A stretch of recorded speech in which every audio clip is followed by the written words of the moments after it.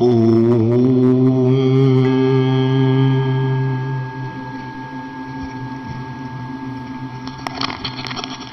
आज हम अपने व्यवहार की चर्चा करेंगे कि हमारा व्यवहार कैसा होना चाहिए। इसमें दोष नहीं होने चाहिए, अवगुण नहीं होने चाहिए।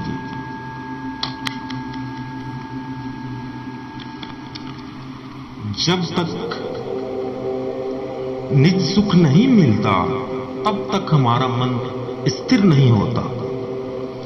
जब निज सुख मिल जाएगा, अपने पास में ही सुख मिल जाएगा, अर्थात हमारे अंदर जो सुख है वह हमें मिल जाएगा, तो हमारा मन कहीं नहीं जाएगा। इंद्रियां भी अपने आप ही वश में हो जाएगी, स्थिर हो जाएगी। फिर इंद्रियों वाला जो सुख है, जो हमारी पांचों इंद्रियां हैं, स्वाद, त्वचा, ये जो हमारे आंखें हैं, रूप का जो है, ये हमारे जो शब्दों का है, ये फिर इसका कोई मायने नहीं रहता। जब हमें निज सुख मिल जाता है तो इस सुख का कोई मायने नहीं रहता।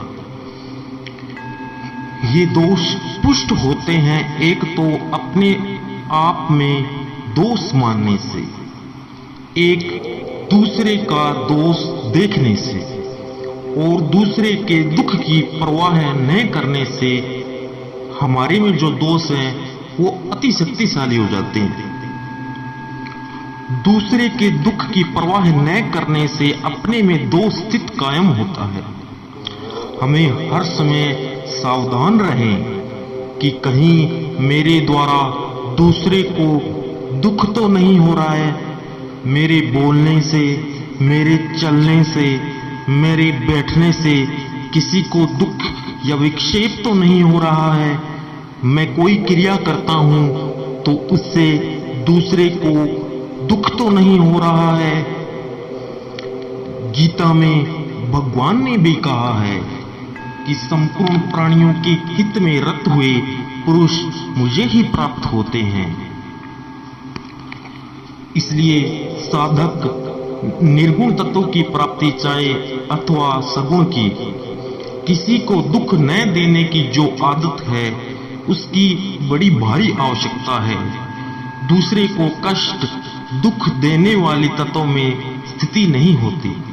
संत महात्माओं के सिद्धांत हैं, गीता के सिद्धांत हैं, भगवान के सिद्धांत हैं, उनके विरुद्ध तो करना ही नहीं है। मृत्यु भले ही आ जाए, जहां तक हो सके अपने आप से दूसरे को दुख न होने दे, अन्यथा सिद्धांत के विरुद्ध चलने से बहुत बड़ा अपराध अर्थात पाप होता है।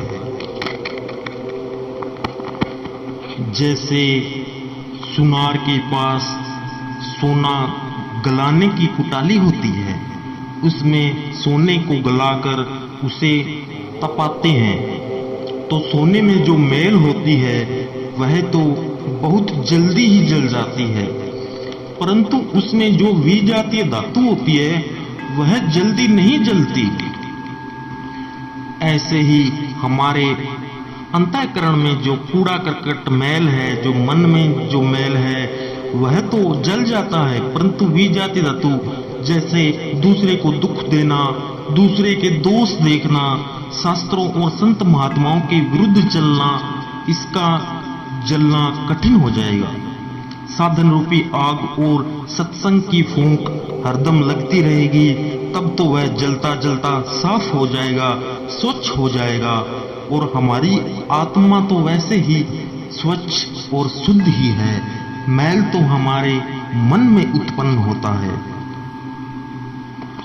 भगवान श्री कृष्ण ने भी गीता के 6 अध्याय के 32वें श्लोक में भी यह माना है कि दूसरे का अहित करने वाले का बड़ा भारी नुकसान होता है।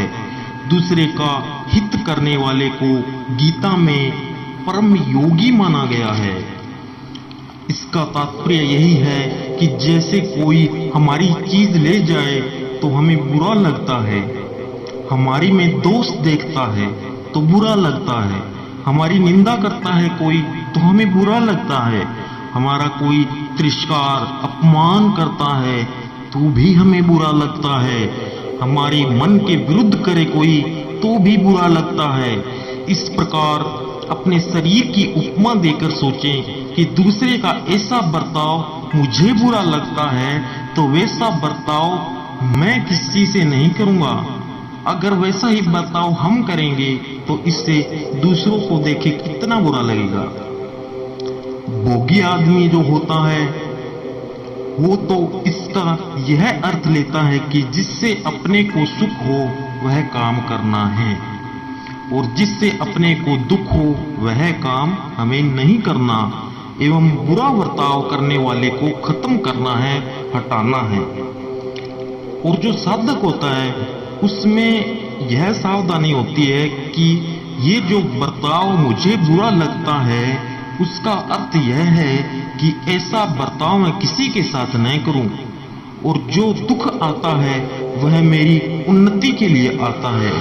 दूसरे का आचरण हमें चुभता है तो ऐसा आचरण दूसरों को भी तो चुभता है। यही पक्की बात है। जैसे शरीर में कहीं भी होने वाला दुख हमें नहीं सुहाता, वैसे ही दूसरों का दुख भी हमें नहीं सुहाते।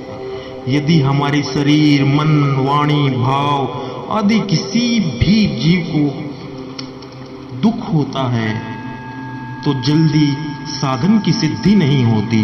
जैसे अपने शरीर में होने वाला सुख हमें सुहाता है, वैसे ही दूसरों को होने वाला सुख भी हमें सुहाना चाहिए।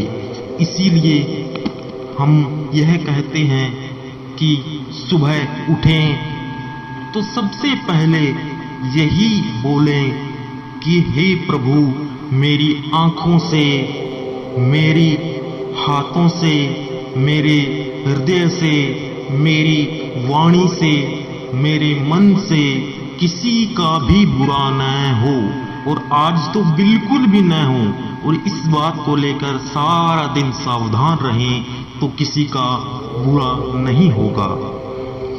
मनुष्य में यह बड़ी कमजोरी है कि वह भजन, ध्यान आदि तो करता है, मानता है, पर दूसरों के दुख की परवाह नहीं करता। यदि यही बात रहेगी तो वर्षों तक सत्संग साधन करने पर भी सुधार नहीं होगा।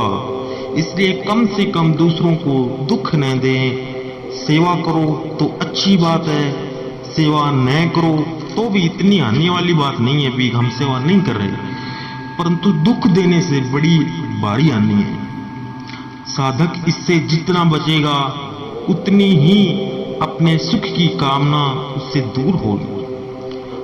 तो सुख भोग की वृत्ति तब दूर होगी जब दूसरे का दुख अपने को चुभने लगेगा। दूसरे को दुख को दूर करना हमारा सुख हो जाएगा और दूसरे का दुख हमारा दुख हो जाएगा। जैसे अपना दुख दूर करने के लिए मनुष्य की अपने आप की चेष्टा होती है, वैसे ही दूसरे का दुख दूर करने की भी स्वतः चेष्टा हो जाए तो संयोग के सुख भोग की रुचि मिट जाएगी। और जब तक दूसरे के दुख की परवाह नहीं करते और अपना सुख लेते हैं तब तक अपने सुख की वृत्ति आदत मिटती नहीं।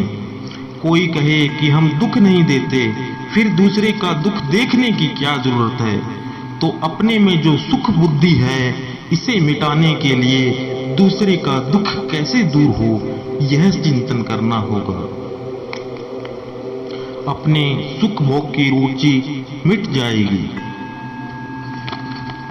सुख भोग में भी दो चीजें हैं जिसे संतों ने कहीं कनक और कहीं कामनी नाम से और कहीं दमड़ी और चमड़ी नाम से कहा है।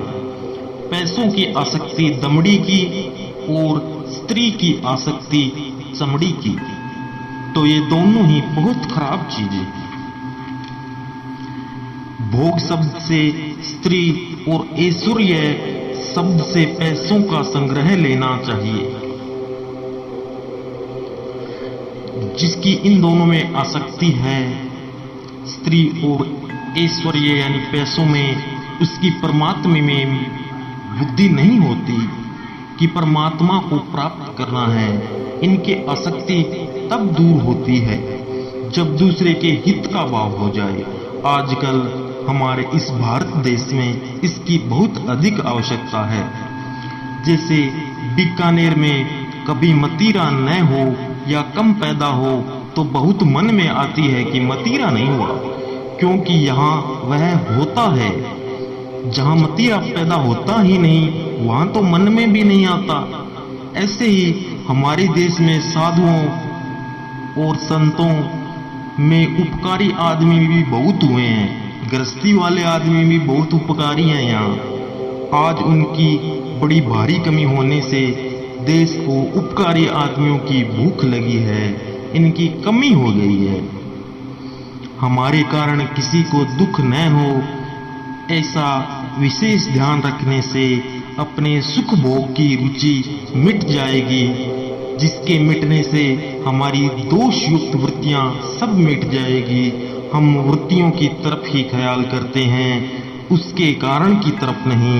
यदि कारण की खोज करके उसे मिटा दें तो सब दुख दोष मिट जाएगा। यही आज की वाणी है।